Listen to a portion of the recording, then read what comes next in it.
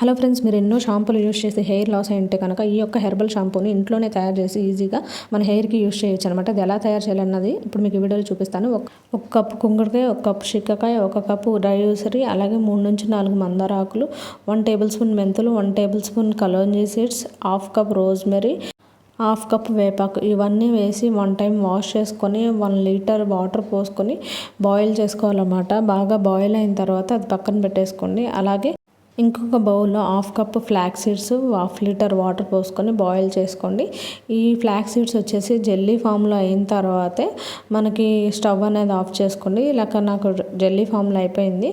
ఇవి 2 కూల్ అయిన తర్వాత రెండింటిని స్ట్రెయిన్ చేసుకొని పక్కన పెట్టేసుకోండి. నేను ఇలా స్ట్రెయిన్ చేసిన షాంపూలో ఫ్లాక్స్ సీడ్స్ జెల్లీని కూడా మిక్స్ చేసుకోవాలి. ఇలా మిక్స్ చేసిన తర్వాత కొంచెం థిక్నెస్ అనేది వస్తుంది షాంపూకి. దీన్ని ఇలానే యూస్ చేసేసుకోవచ్చు. లేదు మాకు నురగ కావాలి అనుకుంటే, అంటే నార్మల్గా అయితే నురగ రాదు, రిజల్ట్ అయితే ఉంటుంది. ఈ ఇంగ్రీడియంట్ని యాడ్ చేస్తే నురగ వస్తుంది అన్నమాట. ఇది వచ్చేసి షాంపూ బేస్. ఇది ఒక 1 కప్పు, 1 లీటర్కి 1 కప్ యాడ్ చేసుకొని మనం మిక్స్ చేసుకుంటే థిక్నెస్ అనేది పెరుగుతుంది షాంపూకి. అలాగే నురగ కూడా వస్తుంది. మనం డైలీ ఎలా అయితే షాంపూ యూస్ చేస్తామో అలా నురగ ఫామ్లో వస్తుంది. అలాగే షాంపూ చేసిన ఫీల్ వస్తాక మాత్రమే ఈ ఇంగ్రీడియంట్ యాడ్ చేస్తాము.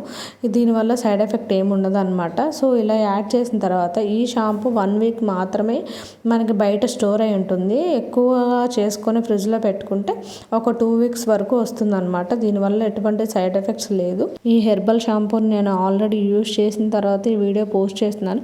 నాకు హెయిర్ ఫాల్ అయితే కంట్రోల్ అయింది. అలాగే ఇది వీక్లీ 2 టైమ్స్ యూస్ చేయాలి. ఇది మీరు కూడా ఒకసారి ఇంట్లో తయారు చేసుకొని యూస్ చేసిన తర్వాత మీకు ఎలా ఉందనేది నాతో కామెంట్ సెక్షన్లో షేర్ చేయండి. Thanks for watching.